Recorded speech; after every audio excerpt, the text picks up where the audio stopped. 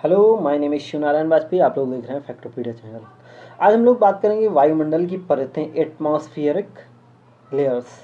तो पहले हम लोग जान लेते हैं कि एटमॉस्फेरिक जो है लेयर जो है होती कैसे कहते हैं। तो एटमॉस्फेरिक लेयर अगर नीचे से ऊपर की तरफ देखें तो इसका क्रम होता है ट्रोपोस्फेयर, स्ट्रेटोस्फेयर, मीजोस्फेयर, थर्मोस्फेयर और एक्सोस्फेयर। आपका स्ट्रेटोस्फेयर में ही क्या होता है, नीचे की तरफ क्या होता है, ओजोन लेयर पाई जाती है। वो पृथ्वी के तल से 12 किलोमीटर ऊपर और 50 किलोमीटर के बीच में क्या होता है, ओजोन लेयर पाई जाती है। फिर से सुन लीजिएगा, ट्रोपोस्फेयर, स्ट्रेटोस्फेयर, मीजोस्फेयर, थर्मोस्फेयर और सबसे ऊपर में एक्सोस्फेयर। ठीक।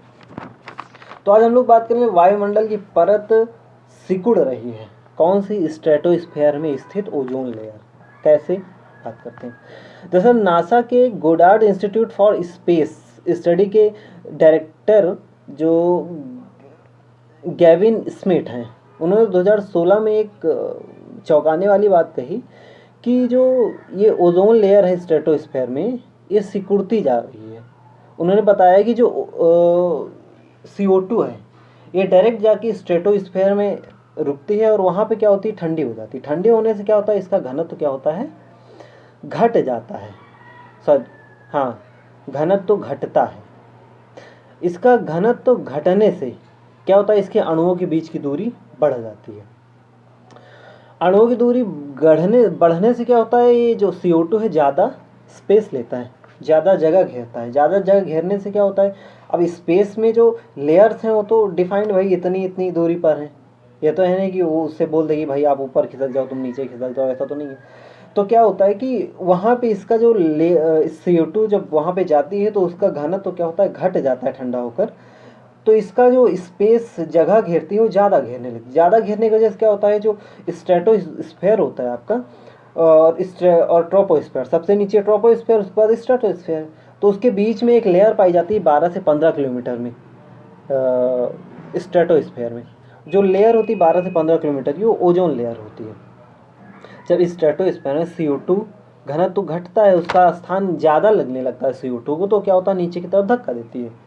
अब नीचे की तरफ धक्का दी तो जो ओजोन लेयर है, वो ओजोन लेयर क्या होती है, सिकुड़ती है। ऊपर से धक्का दी तो नीचे की तरफ जाती है। इसकी वजह से क्या हो रहा है कि 1980 से प्रत्येक दशक, मतलब प्रत्येक 10, मतलब डिकेडल, प्रत्येक 10 साल में क्या हो रहा है कि जो ओजोन लेयर है 100 मीटर कम हो जा रही है। इसके पीछे ग्रीन हाउस गैसों का बढ़ना बताया जा रहा है। हालांकि CO2 को इसमें ज़्यादा जोर दिया गया है कि CO2 की वजह से ऐसा हो रहा है। उसके बाद क्या होता है, इन्वायरमेंटल रिसर्च लेटर्स जर्नल में एक खबर छपती है जिसमें ये बताया गया है अगर 2080 तक 2080 तक अगर ऐसा ही रहा है कि CO2 वहाँ जाती रही, ग्रीन हाउस स्ट्रेटोस्फेयर में जाती रही इसी मात्रा में, तो 2080 तक क्या होगा कि जो ओजोन लेयर की चौड़ाई है वो 1.3 किलोमीटर कम हो सकती है।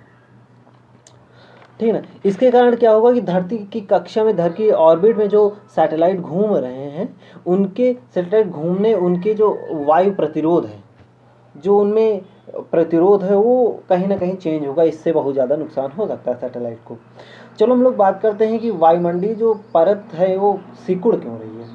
दरअसल क्या हुआ कि सैटेलाइट डाटा तथा क्लाइमेट चेंज मॉडल के एक रिसर्च में बताया गया कि स्ट्रेटोस्फेयर के नीचे ट्रोपोस्फेयर में जलवायु परिवर्तन की वजह से, स्ट्रेटोस्फेयर के जो नीचे सबसे निचली परत क्या है, ट्रोपोस्फेयर, तो ट्रोपोस्फेयर में क्या हो रहा है, जलवायु ग्लोबल वार्मिंग के कारण क्या हो रहा है, उसका तापमान निरंतर बढ़ते जा रहा है।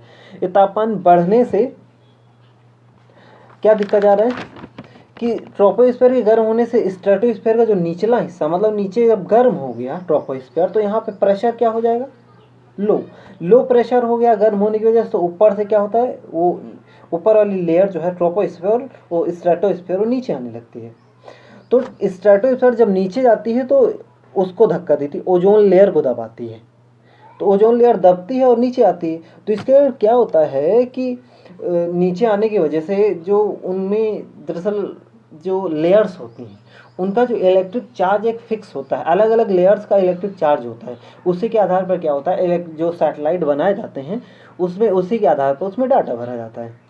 तो अगर ऐसा हुआ कि भाई जो ओजोन लेयर है वो नीचे की तरफ दबी और या सिकुड़ी 1.3 किलोमीटर 2080 तक ऐसा हुआ, तो उसके बाद ऐसा होगा कि जो सैटेलाइट्स हैं उनके बीच में वायु प्रतिरोध अलग अलग हो जाएगा। एक तो ये नुकसान होगा, इसकी वजह से क्या होगा, डिस्टर्ब होंगे सैटेलाइट। प्लस क्या होता है, अलग अलग लेयर का क्या होता है, एक इलेक्ट्रिक चार्ज होता है। इसकी वजह से क्या होता है कि जो रेडियो ट्रांसमिशन होता है उसी के आधार पर निर्धारित किया जाता है वैज्ञानिकों द्वारा। लेकिन अगर ऐसा हुआ कि वो चेंज हुआ तो उसमें जो स्थित सैटेलाइट है उसमें रेडियो ट्रांसमिशन जो है उसका जो सेटअप है वो बिगड़ सकता है, क्योंकि वो उसके कारण क्या होगा कि हम लोगों को सारी जानकारियाँ नहीं मिल सकती हैं। और ऐसा हुआ तो बहुत सारे सैटेलाइट क्या ख़राब हो सकते हैं, प्लस फिर नई नई इन्वेंशन करना पड़ेगा कि भाई सैटेलाइट को कैसे फिक्स किया, किस दूरी पे फिक्स किया जाए।